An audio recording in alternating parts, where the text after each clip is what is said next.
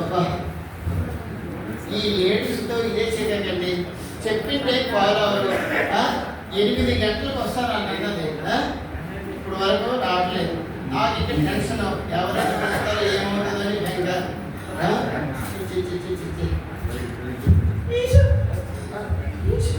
సీత ఏంటి 8 గంటలకు వస్తానన్నా, ఇప్పుడు ఎంత లేట్ ఏంటి? నీకు ఇక్కడ ఎంత టెన్షన్ పడుతుందని తెలుసా?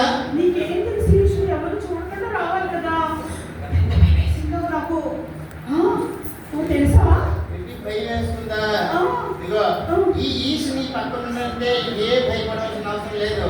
నేనున్నాను కదా, నీకేం ప్రాబ్లం లేదు. ఎన్నిసార్లు చెప్పాను, ఏం ప్రాబ్లం లేదు.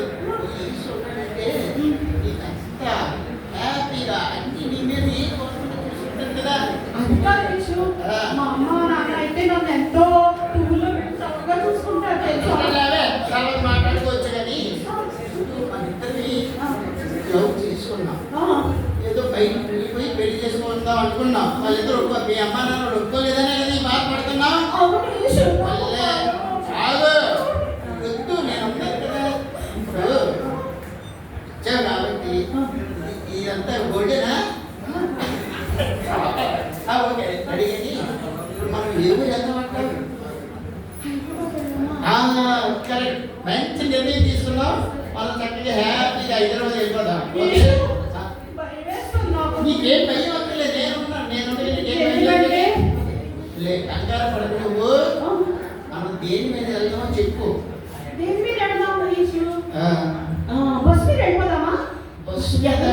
బస్సు మీద అంటే ఎందుకంటే ఎవరైనా చూసారంటే మనకి ప్రమాదం కాబట్టి రైల్వే స్టేషన్కి వెళ్ళిపోయి ట్రైన్ ఎక్కి అప్పటికప్పుడు సెట్ అయిపోయేవాడు తెల్లవారేసరికల్లా హైదరాబాద్ అంటాం.